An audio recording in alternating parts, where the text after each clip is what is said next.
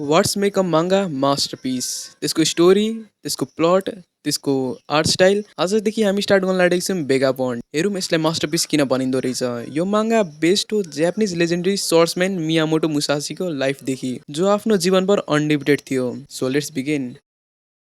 स्टार्टमा हामीलाई त्यहाँ देखाउँछ ब्याटल फिल्ड र त्यहाँ ब्याटल फिल्डमा लासेलास हुन्छ र त्यहाँ वार भएको हुन्छ र त्यो लासेलासको बिचमा हाम्रो मेन क्यारेक्टरको आँखा खुल्छ र हाम्रो मेन क्यारेक्टरको नाम हुन्छ सिनमेन ताकिजो ताकिजो त्यो वारलाई सर्भाइभ गर्छ अनि त्यसको साथी माता हाची पनि त्यो वारलाई सर्भाइभ गर्छ अनि मलाई किन माता हाची गान्डु टाइपको लागिरहेछ हेरौँ पछि के गर्दो रहेछ र तिनीहरू दुइटा आफ्नो भिलेज साकेसु छोडेर नाम कमाउनको लागि हिँडिरहेछन् त्यो एरामा यस्तो हुन्थ्यो कि कुनै पनि ठुलो पोस्टको मान्छेलाई डिफिट गरिदियो भने तिमीहरूको आफै नाम बनिन्छ ए अरे यसले त यसलाई मारेको थियो टाइपको क्या र तिनीहरू जति अगाडि जान्छ तिनीहरूले एउटा पनि भिलेज देख्दैन अनि त्यो वार कम्प्लिटली इन भएको थिएन एनिमीपट्टिकोले तिनीहरूलाई अझै पनि हन्ट गरिरहेको थियो अनि यतापट्टि माता हाचीको घाँटी पछाडि एउटाले तरबाल राखिदिन्छ र त्यसलाई काट्ने लाटेको हुन्छ त्यतिखेर त्यो माता हाची त्यो एट्याकदेखि बच्छ र त्यसको हातमा थोरै कट लाग्छ अनि माता हाचीले भन्छ ताकिजो रिफ्युजी हन्टर आए यतापट्टि ताकिजोको अगाडि पछाडि रिफ्युजी हन्टरहरू हुन्छ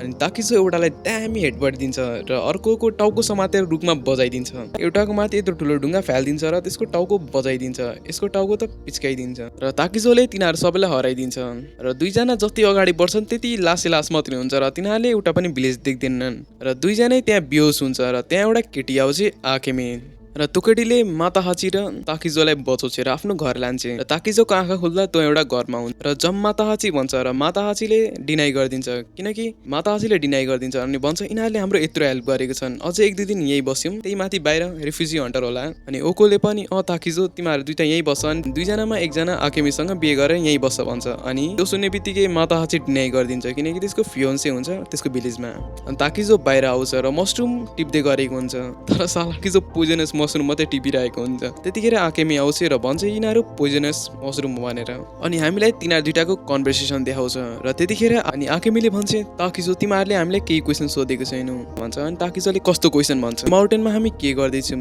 र हाम्रो फादर कहाँ हुनुहुन्छ र मेरो एज के हो भनेर अनि यहाँ हामी के गर्दैछौँ भनेर अनि हामीलाई थाहा हुन्छ कि आकेमी 15 वर्षको भनेर अनि ताकिजो 17 वर्षको त्यो सुनेर आकेमी पनि सक हुन्छ किनकि आकेमीलाई लागेको त ताकिजो 30 या त्योभन्दा बढी वर्षको भनेर अनि ताकिजोले सोच्छ अस्ति हामीलाई बचाउँदा तिमी त्यहाँ ब्याटल फिल्डमा के गर्दै थियौ भनेर त्यतिखेर आकेमीले भन्छ ताकिजो हामी चोर हो भनेर हामी ब्याटल फिल्डमा लासहरूको चोरहरू लग्छौँ र तिनीहरूलाई बेच्छौँ त्यहीँबाट हामी पैसा कमाउँछौँ भन्छ अनि आकेमीले भन्छ अरू केही क्वेसन सोध्नु छ भन्छ अनि त्यतिखेर ताकिजोले भन्छ त्यो मान्छे को त्यो मान्छेलाई देख्ने बित्तिकै आकेमी त्यसको माथि ढुङ्गा फालिदिन्छ